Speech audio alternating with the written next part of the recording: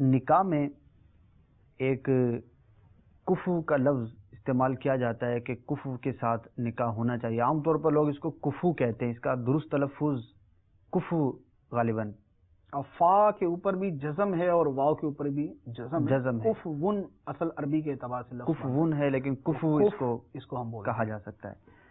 تو یہ کفو سے کیا مراد ہے؟ مطلب اس میں کن کن چیزوں کا لحاظ رکھا جائے گا؟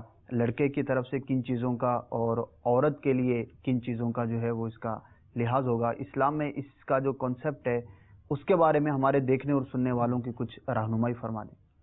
دیکھیں، اس کے اندر پہلے تو یہ کفو کا مطلب ہوتا ہے کہ ہم پلہ ہونا، برابری والا ہونا، کہ لڑکا اور لڑکی جو ہے وہ برابر درجے کے ہوں تاکہ ان کا نکاح ہو. لڑکا بالکل جاہل مطلق ہے، الف بے نہیں آتی، دین دنیا کی تعلیم نہیں ہے، اس کو کچھ بھی پتہ نہیں ہے، اور لڑکی اعلیٰ قسم کی دینی اور دنیاوی تعلیم رکھے ہوئے ہے. اب اس طرح کے رشتوں کا آپس میں ملاپ ہوگا تو نتیجہ کیا نکلے گا؟ لڑکے کو تمیز کوئی نہیں ہے اور لڑکی جو ہے انتہائی مہذب ہے، دونوں کے آپس میں کبھی بنے گی نہیں، مہینے دو مہینے کے بعد طلاق ہو جائے گی. تو کف کا مطلب ہوتا ہے ہم پلہ ہونا، برابر ہونا. اب اس میں شریعت نے چند چیزوں کا اعتبار کیا ہے، لیکن اس میں پہلی بات یہ نظر میں رکھنا ضروری ہے کہ اللہ کی بارگاہ میں جو فضیلت کا دار و مدار ہے وہ برادری، پیسے یا جو ہے اپنے کسی نسب کے اوپر نہیں ہے، بلکہ اللہ تعالیٰ کی بارگاہ میں جو درجے اور مرتبے کا اعتبار ہے وہ صرف اور صرف عمل کے اوپر ہے. نسبت جو ہے بہت جگہ فائدہ دیتی ہے، لیکن دار و مدار ہم مال و دولت کو اور اپنے جو ہے وہ برادری بیس کو نہیں بنا سکتے. قرآن پاک کے اندر واضح طور پہ آیات مبارکہ اس کے بارے میں موجود ہے. ان اکرمکم عند اللہ اتقاکم، بے شک تم میں اللہ کی بارگاہ میں سب سے زیادہ عزت والا وہ ہے جو تم میں سب سے زیادہ تقوی والا ہے، تم میں سب سے زیادہ پرہیزگار ہے. اب اس کے بعد چونکہ نکاح کا معاملہ جو ہے وہ ایسا ہے کہ جس میں دو افراد نے ایک پوری زندگی گزارنی ہے. اس کے ساتھ ہمارے ہاں نکاح صرف یہ نہیں ہے کہ لڑکے اور لڑکی کا آپس میں تعلق ہوتا ہے، بلکہ ہمارے ہاں نکاح یہ ہے کہ لڑکے کا تعلق لڑکی کے ساتھ اس کے پورے خاندان سے بھی ہو جاتا ہے. لڑکی کے ماں باپ اس کے ماں باپ بن جاتے ہیں اور دیگر رشتہ داروں کے ساتھ بھی اس کے تعلقات بڑھ جاتے ہیں. اسی طرح لڑکی کے لیے صرف لڑکا ہی اس کا رشتہ دار نہیں بنتا کہ اس کا شوہر بن گیا، اس کے ماں باپ بن جاتے ہیں اور دیگر رشتہ داروں کے ساتھ بھی اس کے تعلقات ہو جاتے ہیں کہ ایک ہی گھر کے اندر یا ایک ماحول کے اندر انہوں نے رہنا ہوتا ہے. اب اس کو سامنے رکھتے ہوئے اسلام نے چند چیزیں ایسی بیان کی ہیں کہ جب نکاح کا مقصد ہے اکٹھے زندگی گزارنا تو اب ایسا طریقہ اختیار کیا جائے کہ جس میں احسن سے احسن طریقے سے زندگی گزاری جا سکے.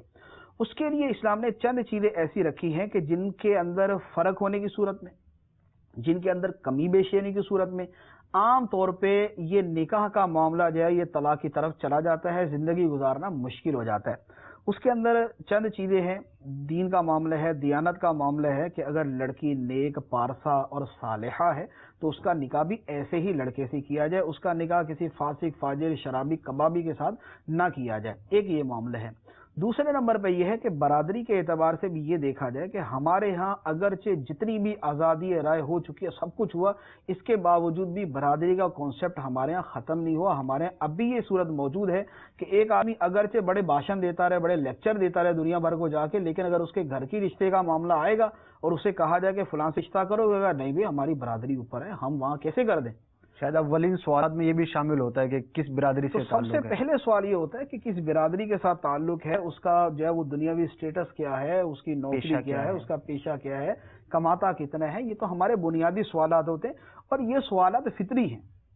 یہ فطری سوالات ہیں کہ جس آدمی نے اپنی بیٹی کا رشتہ کسی کو دینا ہے وہ لازمی طور پہ اس میں دیکھے گا کہ لڑکا اس کی بیٹی کو کتنا خوش رکھ سکتا ہے، ان دونوں میں ذہنی ہم آہنگی کتنی ہو سکتی ہے، اور پھر یہ لڑکا ہمارے ساتھ کتنا چل سکتا ہے اور ہماری بیٹی جو ہے وہ اس کے ماں باپ کے ساتھ، اس کے گھر والوں کے ساتھ کتنا چل سکتی ہے. تو اسلام نے جو کفو کا مسئلہ بیان فرمایا ہے اس کی بنیاد یہی آپس کی ہم آہنگی، یہی آپس کے باہمی تعلقات اور یہی خوشگوار زندگی کی بنیاد ہے. تو اب اس کے لیے جو ہے یہ ایک برادری بھی ایک بنیاد ہے. تو اس کے اندر یہ ہے کہ ایسی برادری کے جہاں پر رشتہ کرنا باعث فخر سمجھا جاتا ہے، یا جہاں پر رشتہ عام طور پہ کیا جاتا ہے، اور جہاں رشتہ کرنا خاندان والوں کے لیے، لڑکی کے اولیاء اس کے جو سرپرست ہیں ان کے لیے باعث شرمندگی نہیں سمجھا جاتا.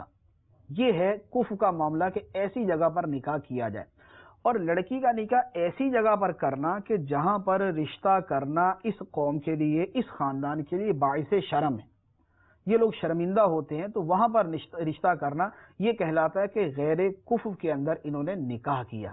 اب آگے اس کے مسائل ہیں کہ کفر کے اندر نکاح کرنے کے کیا احکام ہیں. اس میں ایک سیدھا بنیادی مسئلہ تو یہ ہے کہ اگر باپ راضی ہے تو اپنی لڑکی، اپنی بیٹی کا نکاح اس کی اجازت کے ساتھ کفر اور غیر کفر میں کہیں بھی کر سکتا ہے، کیونکہ باپ کی حیثیت جو ہے باپ سے بڑھ کے بیٹی کا خیر خواہ اور کوئی نہیں ہو سکتا. ماں باپ بھی سب سے بڑھ کے خیر خواہ ہوتے ہیں. اگر ماں باپ اپنی بیٹی کا نکاح کفر سے ہٹ کر کہیں اور کرتے ہیں تو اس کا لازمی مطلب یہ ہے کہ انہوں نے اپنے اعتبار سے اپنی شفقت، اپنے پیار محبت کو سامنے رکھتے ہوئے اپنی بیٹی کے مستقبل کے لیے جو بہترین صورت سمجھی ہے اس کے مطابق عمل کیا.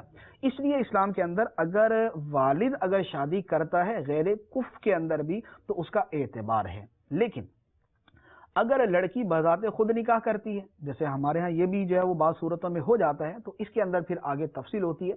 اس میں بنیادی طور پر تو یہ ہے کہ اگر لڑکی نے کفر کے اندر نکاح کیا تو بالغہ لڑکی کو اسلام نے اجازت دی ہے کہ وہ اپنا نکاح خود کر سکتی ہے. البتہ اس کے ساتھ یہ ہے کہ ماں باپ کی ایذا کا باعث نہ ہو. ماں باپ کو ایذا پہنچے گی تو وہ ناجائز و حرام ہے. جیسے لڑکیاں گھر سے بھاگ کے شادی کر لیتی ہیں تو والدین کی بدنامی، بے عزتی، معاشرے کے اندر رسوائی کا ذریعہ ہے، تو اس طریقے سے شادی کرنا ناجائز ہے. لیکن اگر کوئی لڑکی اس طرح شادی کرتی ہے تو اگر وہ اپنے ہم پلہ اور برابر والے لڑکے سے شادی کرتی ہے تو نکاح ہو جائے گا. اور اگر ایسی جگہ شادی کرتی ہے کہ جہاں پر شادی کرنا اس کے سرپرستوں کے لیے باعث شرمندگی ہے، باعث عار ہے، تو ایسی صورت کے اندر سرپرست کی اجازت کے بغیر اگر لڑکی نے نکاح کیا تو وہ نکاح نہیں ہوگا. سید اور غیر سید کے حوالے سے اس میں کیا تفصیل ہے؟ سنا ہے کہ اگر سید عورت ہے تو وہ غیر سید مرد کے ساتھ اس کا نکاح ہوتا ہی نہیں ہے.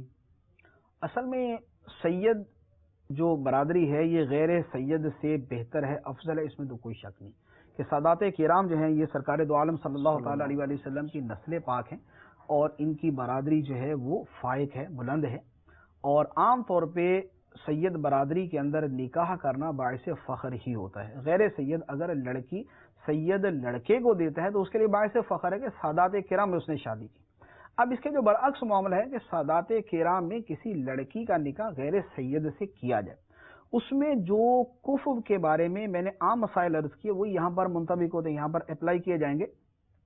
کہ ایک ہے کہ سیدہ کا باپ اپنی رضامندی کے ساتھ سیدہ لڑکی کا نکاح غیر سید سے کر دیتا ہے تو باپ کو اس کا اختیار ہے، لڑکی کو اس کا اختیار ہے، یہ نکاح ہو جائے گا. یعنی لڑکی کو اختیار یوں ہے کہ باپ رضامند ہو، اس کا ولی سرپرست جو ہے وہ رضامند ہو.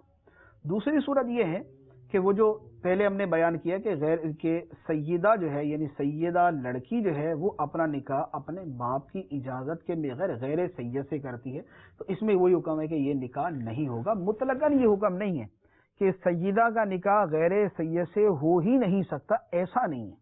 اس میں تفصیل وہی ہے جو دیگر مسائل کے اندر ہے، جو عام برادریوں کے اعتبار سے تقسیم ہے وہی تقسیم یہاں پر ہے. بس یہ ہے کہ چونکہ سید کا ایک مرتبہ ہے، مقام ہے، تو وہ کفر کے اعتبار سے اس کا مرتبہ اعلیٰ ہم سمجھیں گے. ہاں، اس کی برادری کے اعتبار سے اس کا بڑا مرتبہ ہے. تو یہ تو دیگر برادریوں کے اندر بھی یہ فرق ہو سکتا ہے کہ بعض برادریاں جو ہے وہ معزز شمار کی جاتی ہیں، بعض کا درجہ ان سے معاشرے کے اندر کم شمار کیا جاتا ہے.